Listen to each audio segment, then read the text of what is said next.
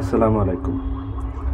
আজকে যে বিষয়টা নিয়ে আসলে কথা বলতে চাচ্ছি, এটা সম্পূর্ণ ভোলাবাসীদের উদ্দেশ্যে। একজন আ আ ভোলার সন্তান হিসেবে বা জন্মসূত্রে বা বাবা বা মা ২ জায়গা দিয়েই হচ্ছে ভোলাই হচ্ছে আমার রুট বা শিকড়। তার তাগিদেই হচ্ছে আসলে কথাগুলো বলা। দেখেন, আমরা সবাই মোটামুটি হচ্ছে সাধারণ জ্ঞান বইয়ে পড়ে বড় হয়েছি যে বাংলাদেশের একমাত্র দ্বীপ জেলা হচ্ছে ভোলা, বা বাংলাদেশের সবচেয়ে বড় দ্বীপ হচ্ছে ভোলা জেলা। ঠিক আছে, দ্বীপ জেলার ভিতরে। কিন্তু অন্যান্য অঞ্চলের মানুষ যেরকম মানে মনে করে আসলে ভৌগোলিকভাবে ভোলার অবস্থান কিন্তু অ্যাকচুয়ালি ওরকম না। কেননা ধরেন আমি কিছুটা সময় ময়মনসিংহ থেকেছি, এখন সিলেট আছি, বা আরও ঢাকা বা অন্যান্য জায়গায় যখন থাকছি, সবাই আসলে মনে করে হচ্ছে যে ভোলা যেহেতু একটা পানি বেষ্টিত এরিয়া, এইখানে মনে হয় বসবাস খুব কঠিন। অ্যাকচুয়ালি যদিও এরকম না, ভোলা আসলে হচ্ছে খুবই মানে প্রাকৃতিকভাবে খুব সুন্দর একটা জায়গা, এবং আল্লাহ প্রদত্তভাবে ভোলার মানুষের কিছু ব্লেসিংস আছে। ভৌগোলিকভাবে এবং হচ্ছে আপনার প্রাকৃতিকভাবে কিছু সম্পদে হচ্ছে মানে আল্লাহর দান হিসেবে পাইছে আসলে। জিনিসগুলো কি কি দেখেন, আপনি যদি ইলিশ মাছের কথা ধরেন, বর্তমানে 2025 সালে বা 24 সালে গেছে, আপনি যেটাই হচ্ছে কাউন্ট করেন, সারা বাংলাদেশে যত ইলিশ উৎপাদন হয়েছে, ভোলা তার মধ্যে 1 নাম্বার। 2025 সালের এই যে তরমুজের সিজনটা হচ্ছে প্রায় গেল, সারা বাংলাদেশে যত তরমুজ উৎপন্ন হয়েছে, ভোলা জেলা তার মধ্যে তরমুজ উৎপাদনে 1 নাম্বার হয়েছে। বাংলাদেশের জাতীয় যেই মানে প্রধান যে ফসল ধান, যে ভাত খেয়ে আমরা বেঁচে থাকি, হ্যাঁ, যে ভাতের জন্য সব কিছু, সেই ধানটা হচ্ছে ভোলা জেলা হচ্ছে 1 নাম্বার না হলেও আপনার 1 থেকে 3-এর মধ্যে ভোলা জেলা থাকবে। আপনার সুপারি বলেন, তারপরে নারিকেল বলেন, এগুলা তো হচ্ছে, তারপরে ডাল বলেন, বা হচ্ছে স্পেশালি মহিষের দই, হ্যাঁ, যেটা অলরেডি জিআই পণ্য হিসেবে স্বীকৃতি পেয়েছে, হ্যাঁ, বাংলাদেশে। তো এইগুলা তো হচ্ছে আপনার খাদ্যশস্য বা মানুষের দৈনন্দিন জীবনের জিনিসগুলো নিয়ে বলা হলো। এছাড়া যেটা মূল ভোলার সম্পদ, সেটা হচ্ছে ভোলার প্রাকৃতিক গ্যাস। ভোলায় মোট 9টি কূপ এখন পর্যন্ত আবিষ্কৃত হয়েছে, তার 4টি এখন অ্যাক্টিভ। দেখেন, বাকি 5টি এখনও অ্যাক্টিভই না, মানে অর্ধেকের বেশি এখনও ইনঅ্যাক্টিভ রয়ে গেছে। কিন্তু হচ্ছে তাতেই হচ্ছে ভোলা প্রাকৃতিক গ্যাস দিয়ে উৎপন্ন বিদ্যুৎ জাতীয় গ্রিডে বেশ প্রভাব ফেলতে পারে আর কি, বেশ প্রভাব ফেলছে। তাহলে আরও অনেক অর্থকরী ফসল আমার হয়তো নাও জানা থাকতে পারে, আরও অনেক প্রাকৃতিক সম্পদ। এছাড়া আর একটু বলি যে সিরামিক শিল্পের যেই প্রধান কাঁচামাল যেটা আছে, হ্যাঁ, ওই কাঁচামালটা হচ্ছে ভোলা জেলার শিবপুর নামের এক স্থানে, ওইখানে হচ্ছে নদী বিধৌত একটা জায়গায় পাওয়া গেছে। তো আমরা যদি হিসাব করি, অর্থকরী ফসল বলেন, প্রাকৃতিক সম্পদ বলেন, বাংলাদেশে যেই 2-3টা প্রাকৃতিক সম্পদ আছে, তার মধ্যে 2টাই বাংলাদেশের ভোলা জেলায় আছে। তারপরে হচ্ছে যেই বিদ্যুৎ, হ্যাঁ, সব কিছুই হচ্ছে ভোলাই কিন্তু উৎপন্ন হচ্ছে। তার মানে এতটুকু অন্তত আমরা বুঝতে পারি যে ভোলা খুবই স্বয়ংসম্পূর্ণ একটা জেলা। সারা বাংলাদেশের যদি পাওয়ার কাট অফ হয়ে যায়, বা হচ্ছে সারা বাংলাদেশের যদি কোনো একটা খুব অসুবিধা হয়ে যায়, মানে শেরে বাংলা বলেছিল যে সকল বাংলা যখন মানে নিমজ্জিত ছিল, তখন বরিশাল ছিল সদা জাগ্রত। তো সেইভাবে আসলে বলা যায় যে যদি সারা বাংলাদেশ হচ্ছে নিমজ্জিত অবস্থায় থাকে বা হচ্ছে দুরাবস্থায় থাকে, তো ভোলা থাকবে জাগ্রত, এই কথা বলাই যায়, যেহেতু ভোলা একটা স্বয়ংসম্পূর্ণ জেলা। কিন্তু ভৌগোলিকভাবে আমরা ভোলার কথা যদি চিন্তা করি, ভৌগোলিকভাবে ভোলার উত্তর পশ্চিমে, আমার যদি ভুল না হয়, বরিশাল, উত্তর পূর্বে হচ্ছে আপনার লক্ষ্মীপুর, আর এইভাবে আর কি, আর লাস্ট দক্ষিণ দিকে একদম আছে বঙ্গোপসাগর। ভোলার প্রধান একটা বড় অসুবিধা হচ্ছে যে ভোলায় সাথে বাংলাদেশের কোনো ল্যান্ড কানেকশন নেই। আমি প্রথমে বললাম যে বাংলাদেশের একমাত্র দ্বীপ জেলা ভোলা, বুঝতেই পারতেছেন ভোলা হচ্ছে একটা পানি বেষ্টিত এরিয়া। যদিও আমি আমার জন্মের পর ভোলা সদরে আমি কোনো সময় থেকে বন্যা হতে দেখি নাই, কিন্তু ভোলা জেলার চরফ্যাশন বা উপকূলের, ভোলাই তো আসলে একটা উপকূলের একটা জেলা, কিন্তু তাও উপকূলের ভিতরেও তো আরও মানে বিপদচিহ্নিত জায়গা আছে। চরফ্যাশন বা ওই সাইডটা বঙ্গোপসাগরের নিকটবর্তী যেই জায়গাটা আছে সেখানে বন্যা বা হচ্ছে অনেক সময় সিডোর, তারপরে হচ্ছে আইলা, হ্যাঁ, নানান সময় হচ্ছে রেমেল, এই সময় হচ্ছে ভোলার ওই নিম্নাঞ্চলটা কিছুটা প্লাবিত হয়। তাহলে মূল দেশের বাংলাদেশের জিডিপি বলেন, মানে অর্থনৈতিক দিকটা বলেন, বা অর্থকরী ফসলের দিকটা বলেন, বা হচ্ছে আপনার জাতীয় সম্পদের রিজার্ভ বলেন, সব কিছুতেই হচ্ছে আমি দেখতেছি যে ভোলা জেলাকে হচ্ছে আপনি বাদ দিয়ে কখনোই আপনি এগিয়ে যাইতে পারবেন না। কারণ উপরআল্লাহ সৃষ্টি করেই দিয়েছে ভোলাকে এমনভাবে প্রাকৃতিক সম্পদ দিয়ে। যদিও আমি কোনো রাজনৈতিক নেতার কথা বলবো না, বাংলাদেশ সরকারের অদ্যাবধি মনে হয় ফ্রম 1971 বা তার আগের থেকেও যদি আপনি কাউন্ট করেন, ভোলা জেলা হওয়ার আগে মহকুমা পর্যায়েও যখন ছিল, এই অঞ্চলের কোনো রাজনৈতিক ব্যক্তিত্বকে আপনি না নিয়ে বাংলাদেশের কোনো সরকার কখনো গঠন হয় না। এটা অনেক বড় একটা ব্যাপার। আমি ওই বিষয়ে কথা বলবো না আজকে। আমার যেটা মূল কথা, আমি যেটা বলতে চাচ্ছি, যে একটা জেলা, একটা সিঙ্গেল জেলা আপনার জাতীয় জিডিপিতে এত ভূমিকা রাখতেছে, আপনার এত কন্ট্রিবিউট করতেছে, সেই জেলার মানুষ হচ্ছে রাত 10টা-11টার পরে কেউ যদি অসুস্থ হয়ে যায়, কারো যদি এমার্জেন্সি উন্নত চিকিৎসা লাগে, সে তখন হচ্ছে বাংলাদেশ থেকে বিচ্ছিন্ন হয়ে যায়। সে তখন ঢাকা বা বরিশাল যেতে পারে না। খুবই লজ্জার একটা কথা। বাংলাদেশে বর্তমানে দেশি মানে সরকারি বেসরকারি মিলে 100+ মেডিকেল কলেজ আছে, যদিও হওয়ার কথা ছিল, কিন্তু আমার ভোলা জেলায় কোনো মেডিকেল কলেজ হাসপাতাল নাই। আবার এমন অনেক বিভাগ আছে, প্রত্যেকটা জেলায় 1টা কি 2টা করেও মেডিকেল কলেজ আছে, যদিও প্রয়োজন ছিল না। যাই হোক, আসি ভোলাকে যদি আপনি বাংলাদেশের ভূখণ্ডের সাথে যুক্ত করতে চান, সেটা হচ্ছে ভোলা বরিশাল সেতু। আমি জানিও যে হচ্ছে পদ্মা সেতু হয়েই বাংলাদেশের অনেক টাকা ওইখানে খরচ হয়েছে। এখন বাংলাদেশ সরকার বর্তমানে ভোলা বরিশাল সেতু করার জন্য কতটুকু ফিট আমি জানি না।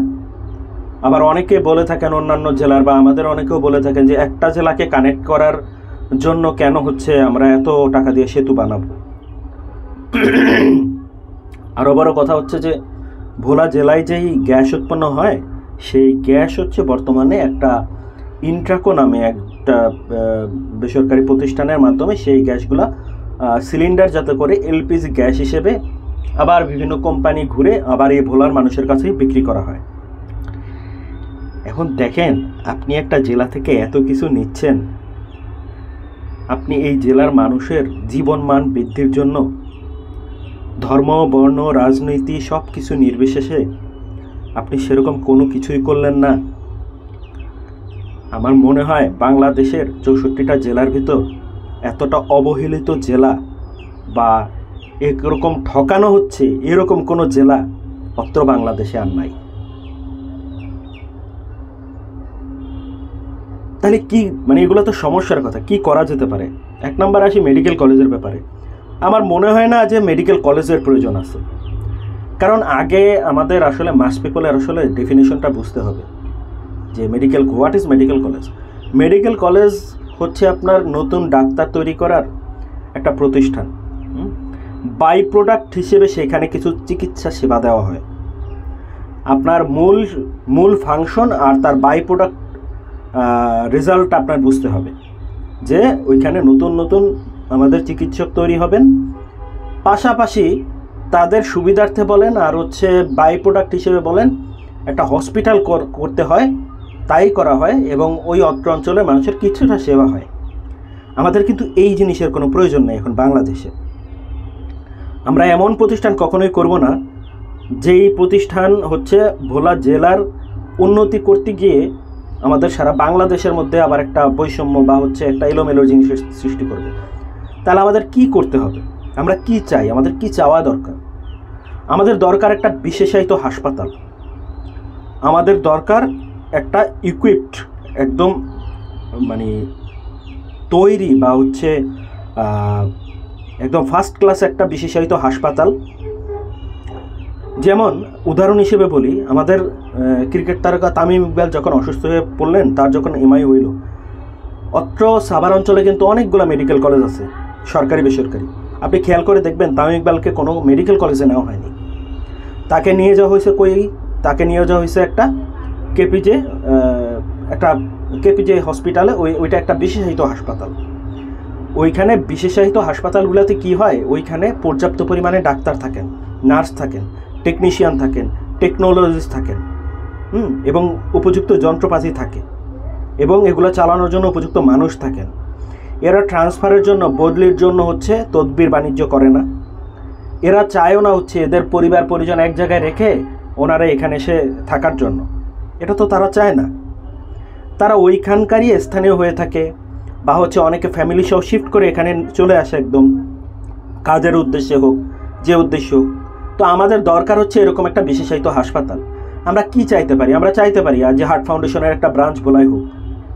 সেভাবে আমাদের সরকার ওই স্টেক হোল্ডারদের সাথে মিটিং করুক যে আপনি হার্ট ফাউন্ডেশনের ব্রাঞ্চ বা আপনি হার্ট ফাউন্ডেশন চালাইতে হলে আমাদের এই যে ভোলা জেলা আছে, এই জেলাটা অবহেলিত চিকিৎসা সেবায়, আপনি ওইখানে একটা হাসপাতাল করতে হবে। তাহলে মনে করেন রাত 12টার পরে বা রাত 1টা 2টা 3টা যতটাই বাজুক, আমার চিন্তা করতে হবে না যে আমার একটা কার্ডিয়াক বেড পাবো কি পাবো না। কারণ আমার এই হসপিটাল অলরেডি মানে এটা কার্ডিয়াকের মানে হার্টেরই হাসপাতাল, হার্ট ফাউন্ডেশনের হাসপাতাল। আপনি শিশু হাসপাতালে একটা ব্রাঞ্চ করেন না, আপনার শিশু সন্তান বা আত্মীয় স্বজন, আমার ভাইয়ের সন্তান, আমার বোনের সন্তান, এদের চিকিৎসার জন্য আপনার মানে ডাক্তারের চেম্বার বা ব্যাঙের ছাতার মতো তৈরি হওয়া ডায়াগনস্টিক সেন্টার এসবে যাইতে হবে না। ভোলা জেলায় আপনি দেখবেন প্রচুর হচ্ছে ব্যাঙের ছাতার মতো ডায়াগনস্টিক সেন্টার। বিশ্বাস করেন আমাদের ডায়াগনস্টিক সেন্টারের কোনো প্রয়োজন নেই। আমাদের যেটার প্রয়োজন সেটা হচ্ছে হাসপাতালের। ভোলা সদর হাসপাতাল ছাড়া আপনি চিন্তা করেন তো, আপনি আপনার রোগীটাকে ভর্তি রাখতে পারেন এমন কোনো জায়গা অত্র ভোলা জেলায় তৈরি হয় নাই। আমাদের কোনো ডায়াগনস্টিক সেন্টারের প্রয়োজন নাই। আমাদের প্রয়োজন যেটা আছে সেটা হচ্ছে হাসপাতালের, বেড সহ হাসপাতাল, যেখানে আমি আমার রোগী ভর্তি রাখতে পারি। এবং ওই হাসপাতাল থাকলে নিয়ম অনুযায়ী প্রতি 10 জন রোগীর জন্য 3 জন ডাক্তার থাকেন এবং সমপরিমাণ নার্স থাকেন, এবং ওই মেশিনপত্র চালানোর জন্য টেকনোলজি থাকেন। আমরা এইগুলো চাইতে পারি। আমরা বিশেষায়িত হাসপাতাল যখন পাবো না, তখন দেখবেন শুধু ভোলা না, বরিশাল, পটুয়াখালী, ঝালকাঠি, বরগুনা এইসব অঞ্চল থেকে আমাদের এই যে ভোলায় মানুষ চিকিৎসা সেবা নিতে আসবে।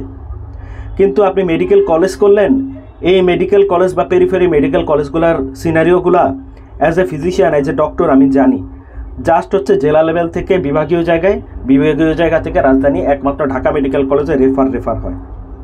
কারণ এইখানে ডাক্তাররা ওরকমভাবে থাকতে পারে না, নানা ফ্যাক্টর আছে আসলে। শুধু এক পক্ষের কথা বলে তো লাভ নাই।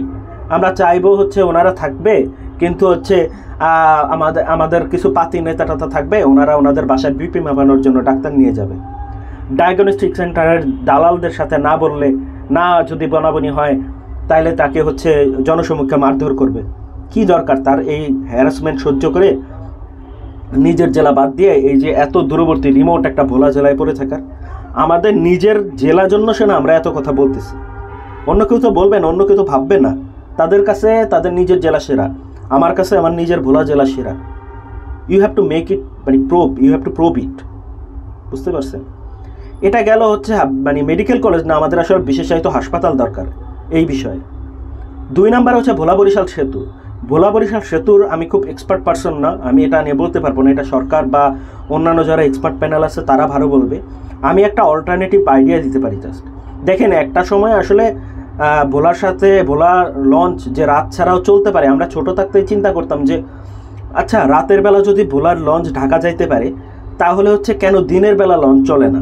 তো অনেকের ছোটোবেলায় জিজ্ঞেস করতাম বড়দেরকে, তখন এক একজন এক একটা আসলে মিথ বা রূপকথা বলতো যে রাতের বেলা দিনের বেলা আসলে রাস্তা মানে নদীপথ চিনে না বা হচ্ছে অনেক সমস্যা থাকে এই সেই। পরে দেখলাম যে জিনিসটা আসলে টোটালি বোগাস একটা জিনিস। আসলে রাতে যেরকম লঞ্চ চলে দিনের বেলাও চলতে পারে। এই জন্য আমি স্মরণ করতে চাই গ্রিন লাইনের মালিক, ওনার নামটা এখন আমার মনে পড়তেছে না, কিন্তু উনি মারা গেছেন, আল্লাহ ওনার বেহেশত নসিব করুন। উনি ওনার গ্রিন লাইন দিয়ে হচ্ছে ভোলায় এই ডে সার্ভিসটা চালু করে দিয়ে গেছিলো। আজকে ভোলায় অনেক লঞ্চ 10টা 11টা পর্যন্ত আমরা যাইতে পারি, সকাল 6টা 45 থেকে শুরু করে। তো এটা যদি হইতে পারে ভোলায় প্রতি ঘন্টায় ঘন্টায় হোক না, রাত 12টা 1টা 2টা 3টা 4টা 5টা প্রতি ঘন্টায় ঘন্টায় লঞ্চ থাকুক, আপনি রোটেশন করে দেন যে আপনি 6টায় লঞ্চ করছেন, তার এই সময় আরেকটা লঞ্চ থাকতে পারবে না, এর পরের লঞ্চ হবে তার 1 ঘন্টা বা 2 ঘন্টা পরে, তারপরের লঞ্চ, এইভাবে আপনি সারা রাত্র কাভার করেন। সারা রাত্র যখনই কাভার করবেন তাহলেই তো হচ্ছে যখন বিপদে মানুষ পড়বে তখন অন্তত ঢাকা বা ভোলা থেকে সে বের হইতে পারবে। আর ভোলা বরিশাল সেতু যদি হয় তাহলে তো কোনো কথাই নেই। এটা আসলেই আমার সাবজেক্ট না।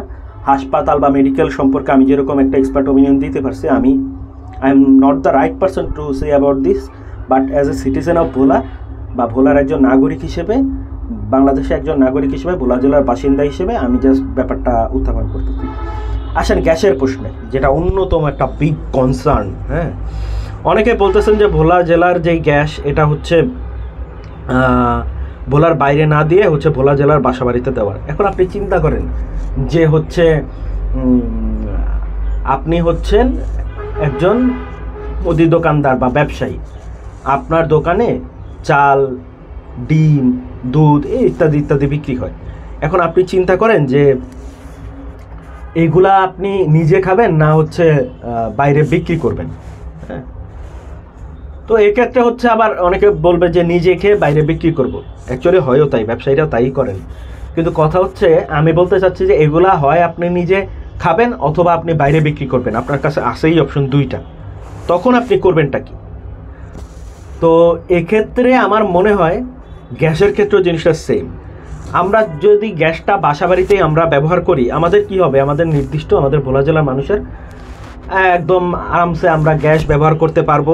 হ্যাঁ, যে সরকার কি মাল দরিয়ামে ঢাল এরকম করে একটা অবস্থা, যে অনেকে ম্যাচের কাঠি খরচ করব না, কাপড় চোপড় শুকাবো, হ্যাঁ, বা যথেচ্ছার করবো, মিটার দিয়ে দিলেও হচ্ছে খুব একটা গায়ে লাগবে না, এরকম করবো, বা বাসা বাড়িতে আমাদের এলপিজি গ্যাস কেনার টাকাটা বাঁচবে।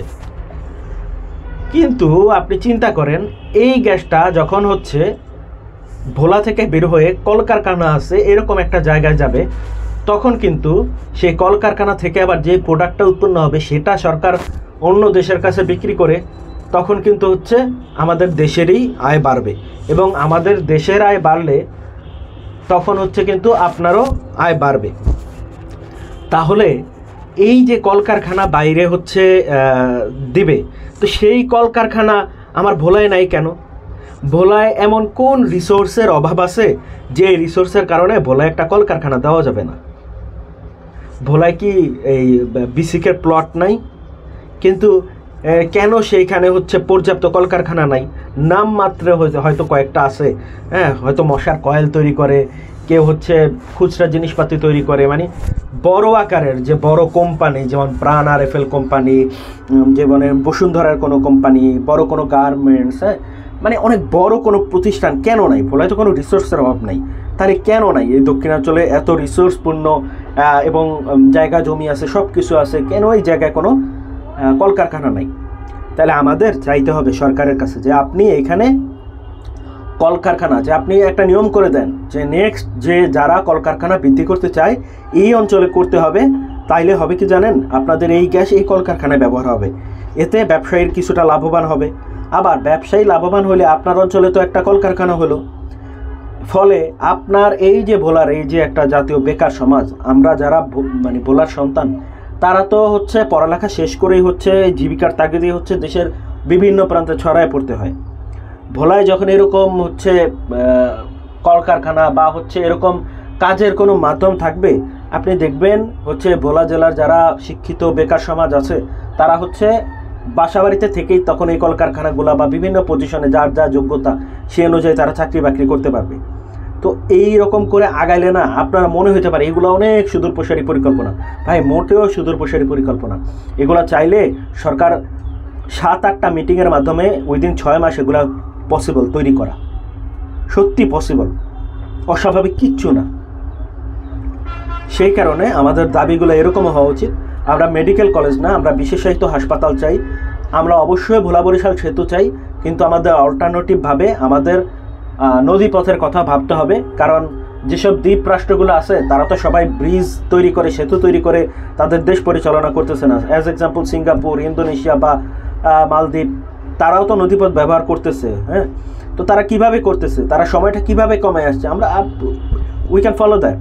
হ্যাঁ, আর তৃতীয় হচ্ছে আমরা আমাদের এই যে গ্যাসের ব্যাপারটা, হ্যাঁ আমরা গ্যাস নিতে দিব না, ডেফিনেটলি ভোলার গ্যাস বাইরে যাবে, আর ভোলার মানুষ হচ্ছে গ্যাস কিনে খাবে, কোনো প্রয়োজন নাই। তাইলে ভোলার গ্যাস যাতে ভোলাই আপনারা রাখতে পারেন ওই ব্যবস্থা আপনারা করে দেন, যাতে আপনাদেরও ভোলার বাইরে নিয়ে আপনারা করবেনটা কি সেটা ভোলার মধ্যে করেন, সেটা ভোলার মধ্যে করেন। তাহলে আপনাদের বাইরেও নেওয়া লাগতেছে না, আমাদেরও হচ্ছে আপনাদের বাধা দেওয়া লাগতেছে না, আমাদের এত বড় বেকার সমাজ তারাও হচ্ছে চাকরি বাকরি পাচ্ছে, সব কিছু তাহলে ওকে হয়ে যাচ্ছে।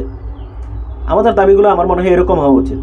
অনেকক্ষণ কথা বলছি, অনেকক্ষণ, আমি জানি না আমি আমার হোল লাইফে এত বড় ভিডিও করছি কিনা, কিন্তু আসলে জিনিসগুলো শর্ট করে বলার কোনো সুযোগ নেই। কেউ দেখবে কিনা আমি তাও জানি না, জাস্ট আমার নিজের বিবেকের তাগিদে আসলে কথাগুলো বলা। ধন্যবাদ সবাইকে, আসসালামু আলাইকুম।